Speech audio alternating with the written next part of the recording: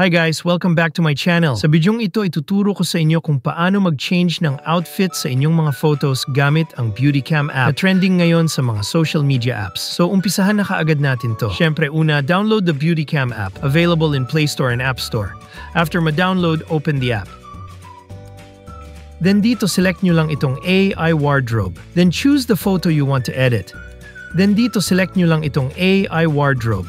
Then dito, piliin nyo lang yung outfit na gusto nyo. So napakarami niyan, kayo na bahala mamili dyan. So ako gusto kong palakihin yung katawan ko. Select natin tong nakasando na ito. Then wait lang natin matapos yung loading na yan. Ang kinagandahan dito sa app na to, talagang hindi mo mahahalatang AI yung resulta. Aakalain mong tunay talaga siya. Kaya ang daming napipeke dito. So ayan, kitang-kita nyo naman.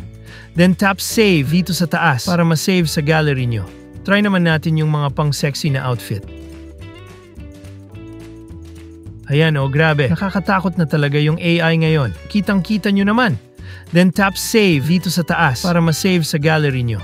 So ayun lang Sana nakatulong tong video na to. Maraming salamat sa panonood. Peace!